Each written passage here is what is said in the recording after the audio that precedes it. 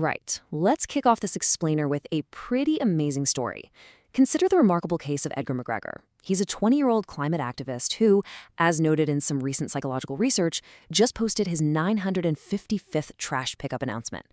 I mean, think about that. He goes out to his local park entirely alone and does this hard, totally unglamorous work for absolutely zero monetary reward.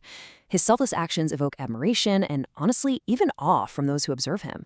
It's just a stunning real-world benchmark of what high moral character actually looks like when it's driven by a goal much greater than oneself. Welcome to The Explainer. Today, we're taking some foundational, first-year social psychology concepts and translating them into a very practical, hard-hitting playbook. We're going to show you, whether you're a manager, a leader, or a recruiter, exactly why moral character isn't just some nice-to-have cultural fit. No, it is absolutely your ultimate hiring metric. Because understanding the psychology of morality, that's the real key to unlocking the true return on investment in your people.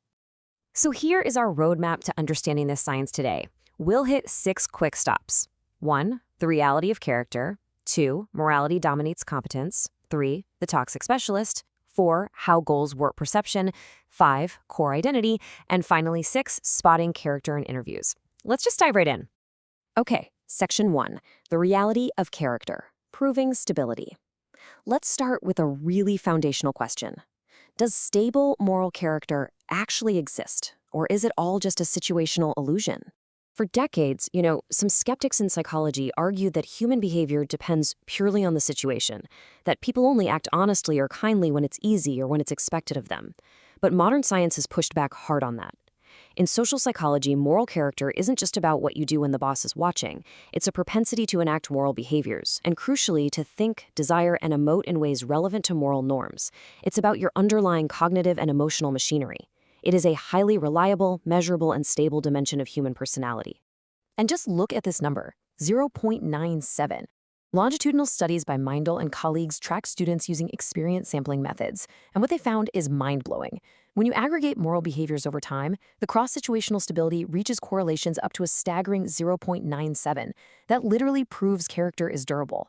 Someone who demonstrates fairness on a Tuesday is overwhelmingly likely to demonstrate it on a Friday, completely regardless of changing situational pressures. All right, moving to Section 2. Morality dominates competence, person perception. Now that we know moral character is stable, let's look at how it actually influences the way we evaluate everyone around us every single day. Some truly groundbreaking research by Wojcicki and Landy reveals how we prioritize different traits in people. Think about core goodness traits, things like honesty, trustworthiness, kindness.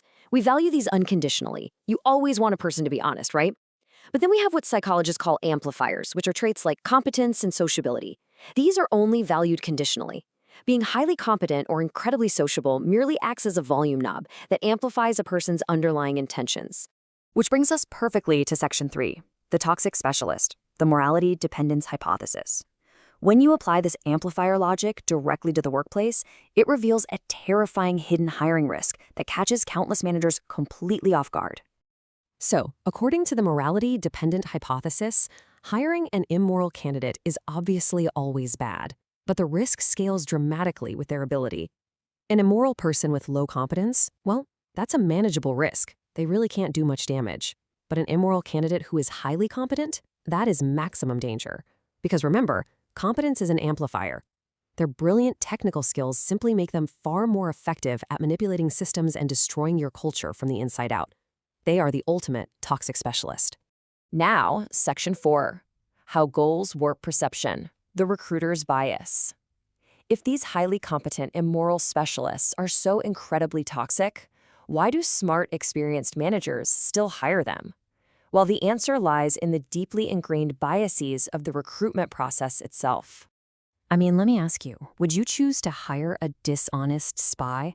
It seems completely counterintuitive, right? Why on earth would you ever want someone dishonest working for you? But research by Milnikov and Bailey asked participants this exact question in an espionage game, revealing that our own specific, high-pressure professional goals can completely warp our perception of someone's character. Their studies showed a pretty shocking pattern.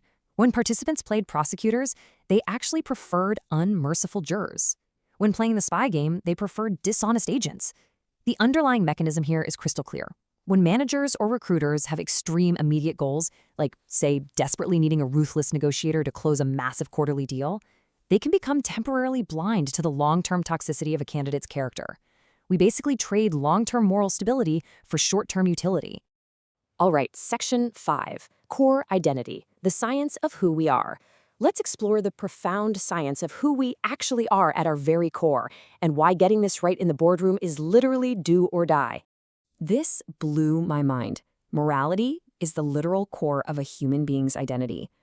Researchers Strominger and Nichols studied families of patients with severe neurodegenerative diseases. ALS causes severe physical motor decline, yet families report a very low loss of the person's perceived identity. Alzheimer's causes profound memory loss, resulting in a moderate loss of identity. But FTD, frontotemporal dementia, physically alters the brain's moral centers, causing sudden dishonesty and low empathy. This moral change caused the absolute highest loss of identity. When someone's morality changes, they're fundamentally perceived as a completely different person. Translating this back to the boardroom, a bad hire isn't just a skills mismatch. It is a fundamental identity mismatch. If an employee undergoes a moral shift, or if their true toxic core is finally revealed, they fundamentally become a different, unsafe person to your team. They destroy organizational trust, and you simply cannot train someone out of a core identity deficit. Which brings us to our final stop, Section 6, Spotting Character in Interviews, the Playbook. How do we actually protect our organizations? Let's translate all this deep psychological science into an actionable toolkit for reading candidates right across the interview table. You can scientifically spot a candidate's true moral intentions by paying extremely close attention to 3 specific psychological indicators.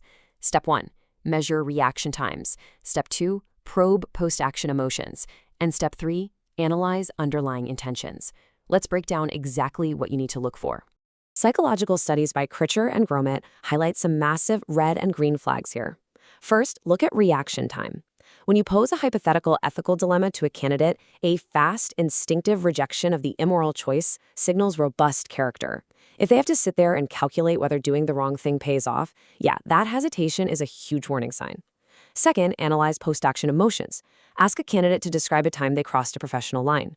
If they express indifference or worse, subtle pleasure after describing that bad act, they are revealing deeply toxic cognitive machinery. The emotional state they demonstrate after the action is arguably way more diagnostic than the action itself.